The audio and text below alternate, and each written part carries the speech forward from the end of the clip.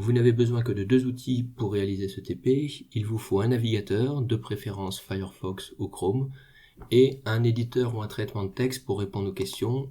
Vous pourrez notamment, si vous avez un traitement de texte, ouvrir ce document pré-rempli et vous me le renverrez une fois le TP terminé, comme on a fait pour les TP précédents.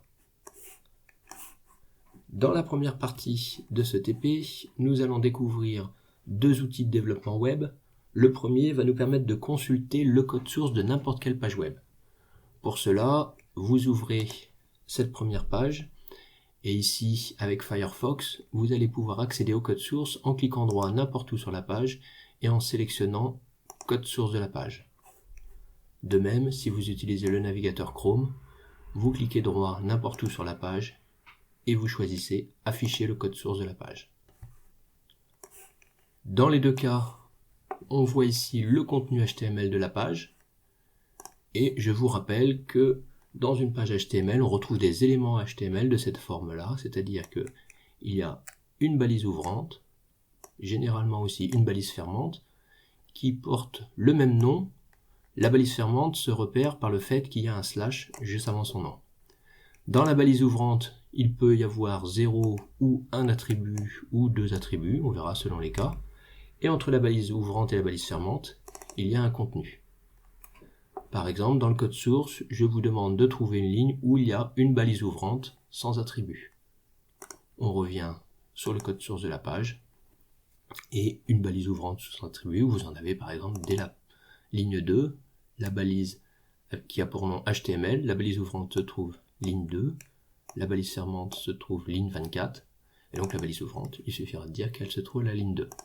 Je vous laisse continuer pour trouver aussi un endroit, une ligne où il y a une balise ouvrante avec un seul attribut, une balise ouvrante avec 3 attributs, et une balise auto-fermante, c'est-à-dire une balise pour laquelle il n'y a que la balise ouvrante, il n'y a pas de balise fermante, c'est-à-dire qu'il n'y a pas de contenu, tout se trouve dans la balise ouvrante. Vous verrez que dans ce code source, il y a une balise de ce type. Le deuxième outil, il s'agit de l'outil d'inspection, ou l'inspecteur. Quand je suis sur cette page, je vais pouvoir cliquer droit sur n'importe quel élément et choisir dans Firefox, examiner l'élément. Et vous voyez apparaître à côté de la page web cet outil. Alors l'outil peut apparaître à droite, en bas. Vous pouvez choisir ça en allant dans les options ici. Voilà, vous pouvez le faire ancré en bas.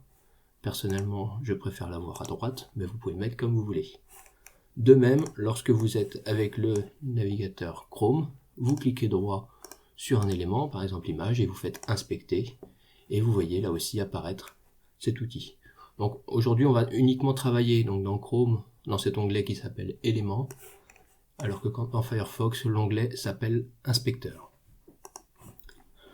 Ce que je vous demande de faire pour cet outil, c'est d'aller consulter directement dans le code source l'élément HTML qui correspond à ce sur quoi vous avez cliqué. Je m'explique, ici quand j'ai cliqué droit sur l'image, vous voyez qu'il m'a amené dans le code source directement sur cette balise qui a pour nom IMG et un attribut src dans lequel se trouve l'endroit où est stockée cette image dans un fichier qui s'appelle ici ciel.jpg. Donc je vous demande comme ceci de me retenir le nom de la balise qui permet d'afficher l'image, l'attribut, et vous me ferez pareil pour un autre élément de cette page qui est le lien hypertexte, c'est-à-dire l'endroit par exemple lycée où je peux cliquer dessus, vous cliquerez droit, vous choisirez examiner l'élément, je vais faire par exemple ici pour le titre, et vous voyez que ça vous amène directement dans la page à l'endroit du titre. Vous faites pareil pour cet élément et vous me donnez dans votre document réponse le nom de la balise et l'attribut qui a permis de choisir l'URL où se trouve l'utilisateur une fois qu'on a cliqué dessus. Voici ce que je fais.